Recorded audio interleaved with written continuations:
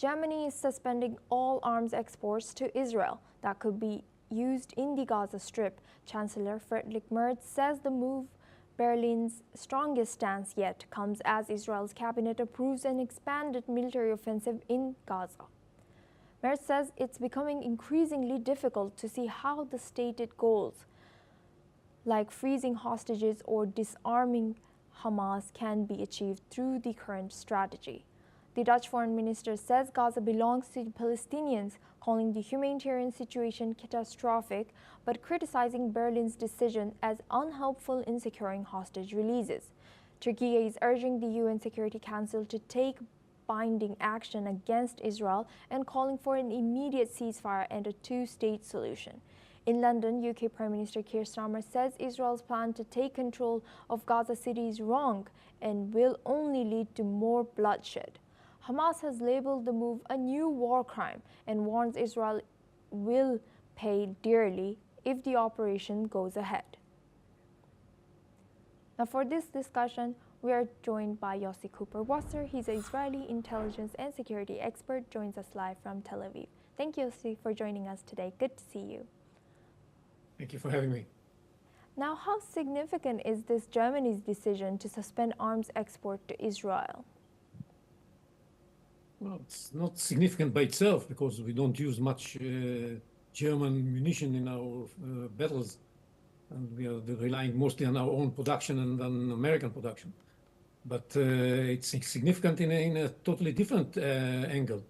It is as if the German Chancellor is supporting Hamas. Who can understand that? We are fighting against Hamas, a terror organization that carried out a terrible massacre of Jews on October 7th. We are trying to uproot it from controlling Gaza so that there will not be another 7th of October happening.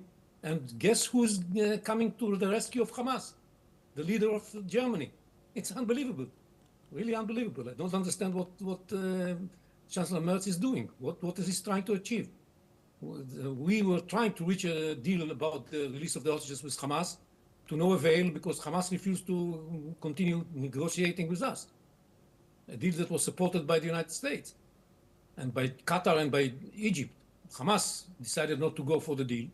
And that's why we were left without any other option to release the hostages, but putting pressure on Hamas, trying by force to make him adopt a different opinion, a different approach, and accept a deal.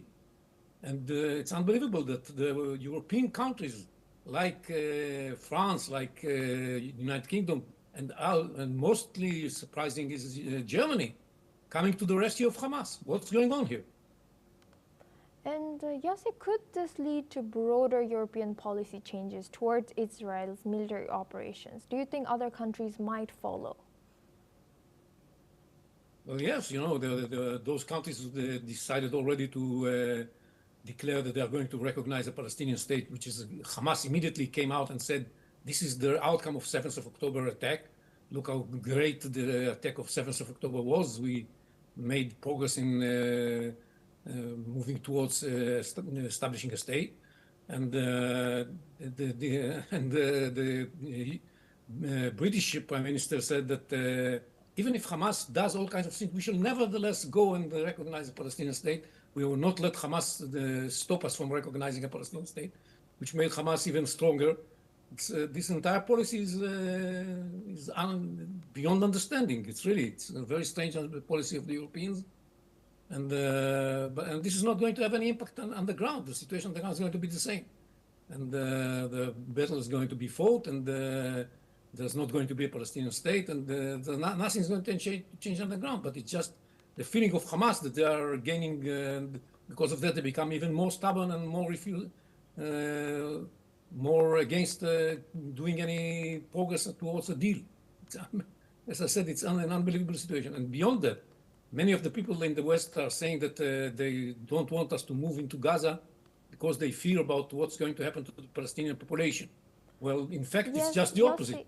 Yossi, if we move into Gaza, then we should make sure that the Palestinian population gets the aid that now doesn't reach them because Hamas loots the aid and its way. Yes, Yossi, we will discuss this as well for our next story. Please stay with us. As Israeli Prime